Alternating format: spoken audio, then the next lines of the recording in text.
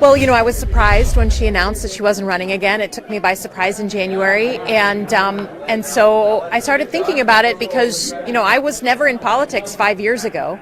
I got in because I think our country is just going through a period of instability, about a decade of instability, and we need engaged citizens and principled leaders to get us through.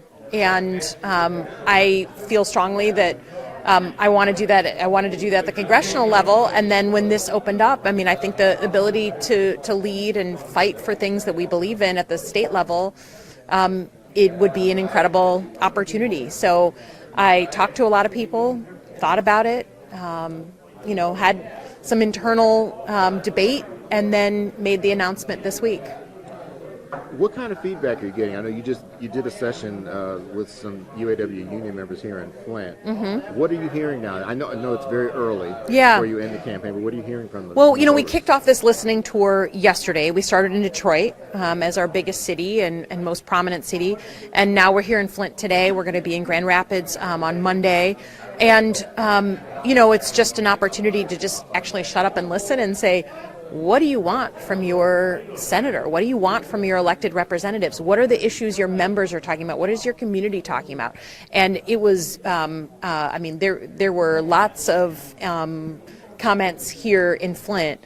A lot of it having to do with bringing supply chains home, making sure we have auto jobs into the future, whether they're electric vehicle, jobs or they're normal combustion engine.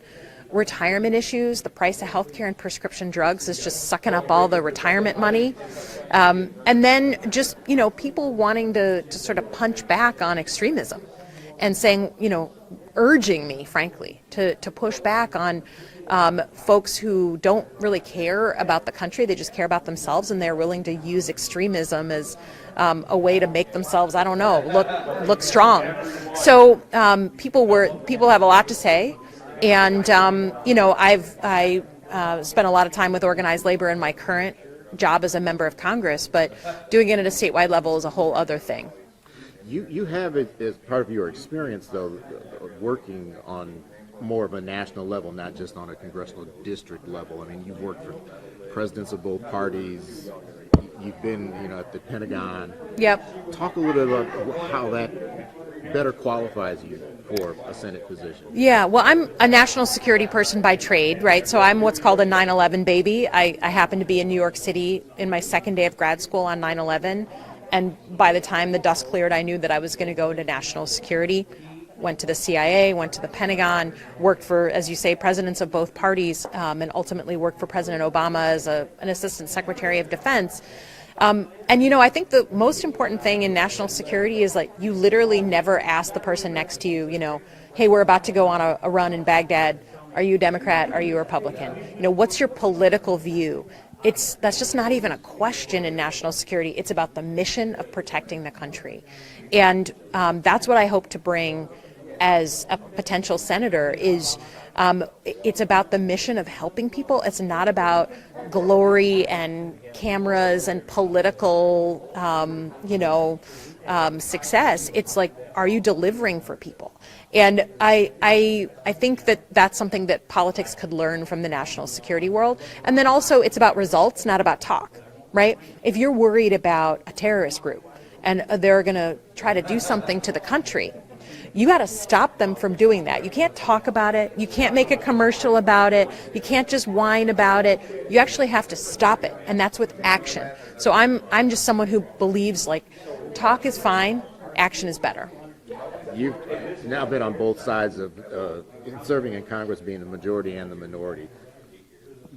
How different is it for you right now in this new Congress than, say, the last Congress, and how difficult do you think it's going to be to get things done, whether you're in the House or the Senate? Yeah, I think everyone wants to be in the majority, right, whatever party you're in, and we were in the majority as Democrats, and we're able to get a lot of things done. I'm here talking to a bunch of folks in organized labor, and we're talking about all these plants that are coming back to Michigan and building those plants, and who's going to staff them and what are the benefits going to be like. I mean, we wouldn't be having that conversation if not for what we were able to do on bringing chip supply chains back home, on incentivizing American manufacturing.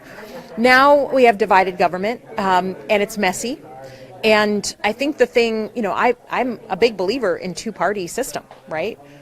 With parties who are civil and respectful and who are debating the role of government in our lives. That's just not what we have right now. We have people who, a Marjorie Taylor Greene or a George Santos, these folks are not interested in governing or really having a real concrete debate about the role of government in our lives. They're there to showboat. They're there to be on TV. They're there to, I don't know, do what. So I think I'm hoping that changes and that the majority in Congress decides that they actually want to get some things done and they come and negotiate with us, just like we did with them on the CHIPS Act and other things. We had Republicans on those bills. That's the way I think we will actually move forward. Right now, though, they're just trying to figure out internally who they want to be and what they want to do. Obviously, 2024 is going to be an interesting year. It's another presidential race. In the Senate race, Democrats got the majority this time around, but a lot of the political experts, if you will, are saying that 2024 is going to be a difficult roadmap for Democrats to hold that majority. Is that how you see things? I always feel like when the prognosticators who are talking about what's going to happen in 2 years, think about our world. A lot happens in 2 years. I mean, and so I don't think you can say 2 years out, this is a fait accompli, we're going to lose, the Democrats are going to lose. Not at all. They said the same thing about, what was going to happen in the 2022 election. We were going to have this complete, overturning of democratic rule and on everything. And, the majority that they have is 4 seats, right? And so I think that it's a little too early, and I know it's a important game to play to sort of guess what's going to happen. But I think that Michigan showed in our last election that the average person just wants someone normal who is there to govern. They don't want extremes, and we prove that up and down our ballot. People want team normal. And so I think Michigan is often an early trendsetter, and I think you're going to see the same thing across the country, I hope. I know your time is tight, but I do want to ask you about the Michigan State shooting situation. Yesterday there was testimony at the state capitol on some bills for gun reform. Yeah. One of the parents who spoke was Hannah St. Juliana's father. Yeah. Very emotional. Yeah. As someone who works at the political level, albeit the national, what do you think is going to take for some kind of change, reform to take place? Like I think I hear Democrats say a lot, sensible reform. Yep. Look, I have the horrible title of being the only congresswoman in the country who's had 2 school shootings in her district, and I just am furious that I was sitting up there having to do another press conference for another school shooting with nothing that changed in between. But I think Michigan is about to be an amazing example for the entire country of the power of elections and the power of sensible, reasonable people just wanting to protect children.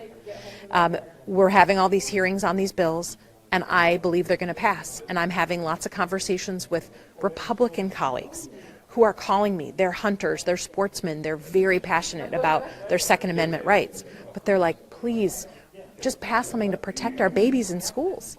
So I think the ground is shifted on this, and Washington is literally the last one to get the memo, and that Michigan is going to demonstrate that the public wants action on this. And we can debate which bill and what's going to really affect things, but make a decision that you care about protecting children in the places that should be sanctuaries, their schools, and come to the table ready to work. And if you don't come to the table, we know that you can't claim that you care about children. So I think the St. Julianas, I mean, I know them well. I brought them to the White House a year ago.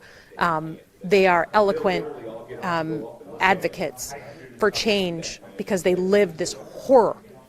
And I think in a couple of weeks, whenever they call that vote, we're going to have a bipartisan vote to change the gun laws to be sensible in the state, and it's going to send a shockwave through the country.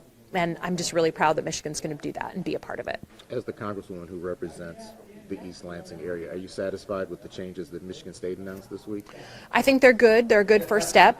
Michigan State is doing exactly what other schools in the same situation have done. They have called for an outside review. So it's a group that comes in and takes a look, soup to nuts, at what happened. I think that's the right thing to do. And then they will make recommendations. So I think the steps that they announced, locking the doors and drilling of certain exercises and stuff, is a good first step. But we want to see what that independent review recommends.